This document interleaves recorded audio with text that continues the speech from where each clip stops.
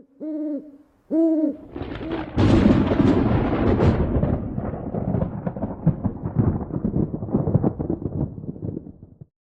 guys, it's Andrew at Night, and today I've got an unboxing of the relatively unknown HTC One X Plus, and I've actually already opened this and used it for a day or two just because I opened it, or I got the box home, and then I had to charge my camera, and I just thought, screw it, I'm going to use it for a bit. So I've repackaged it up to do sort of an unboxing, but I will say this phone is really, really impressive, guys, and I'm really, in a way, disappointed that this thing isn't doing as well as, for example, like the Galaxy S3 and things like that, because this thing is really, really nice.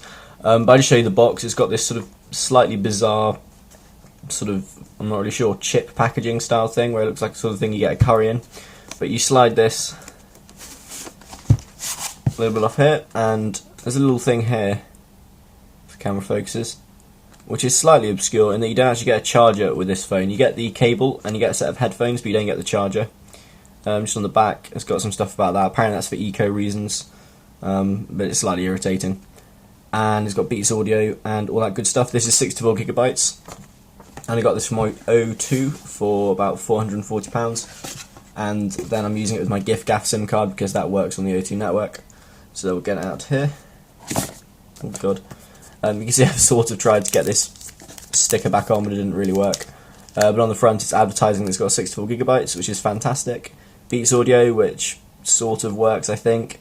Something to do with the camera, and it's 1.7 GHz quad core. We'll just put this on one side and show you the rest of the stuff. So you get your cable, which is sort of probably about the same length as all the other cables you get with HTC and Samsung phones, but the HTC ones generally tend to last a bit longer, in my experience, so that's alright. Headphones that I haven't opened yet, and it's a bit of a shame they stopped stocking these with Beats headphones, to be honest, but yeah, these look alright. I haven't used HTC ones for a while. I've been using Samsung ones, but I'll give these a try. They should be alright.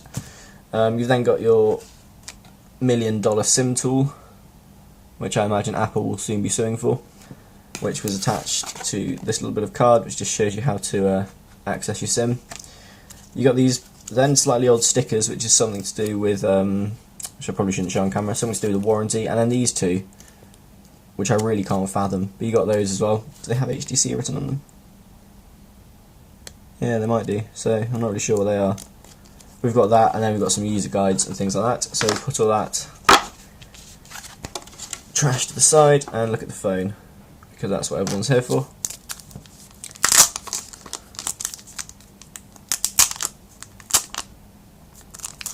Try and get out of this packaging again. There we go. Now the first thing with this phone is, compared to my Galaxy S3, it just felt really, really nice when I first got it. It feels like you've actually spent £440 worth, or got a phone that's worth the £440 in terms of hardware and sort of quality. I think this rivals the iPhone 5. I think it definitely feels nicer than the iPhone 4S or the iPhone 4, but I think it's up there with the iPhone 5 in quality, and this feels much more sort of ergonomic in your hand than an iPhone. It's sort of really nicely bezeled at the edges, which is kind of cool.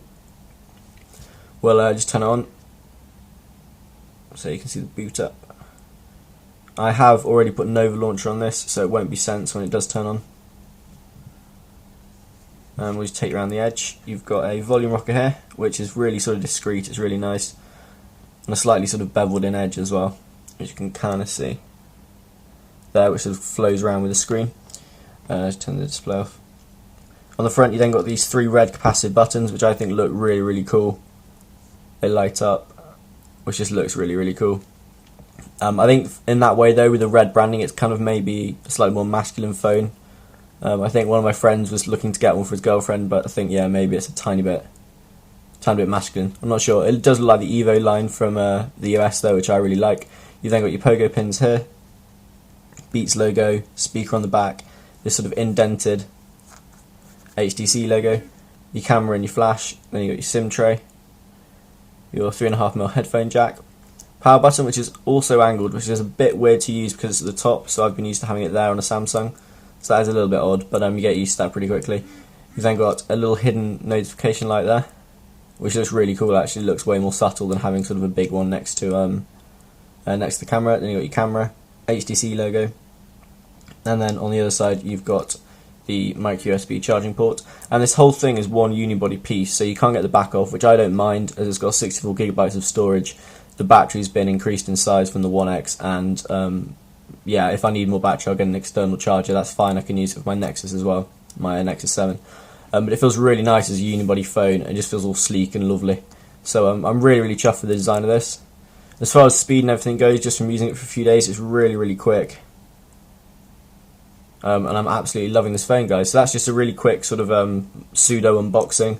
And if you've got any questions about this, please comment below. And I'll have loads more videos coming out in the next few days with cases, apps, hacking, things like that. So keep in touch for all that. And I'll see you guys next time. Ta-ra!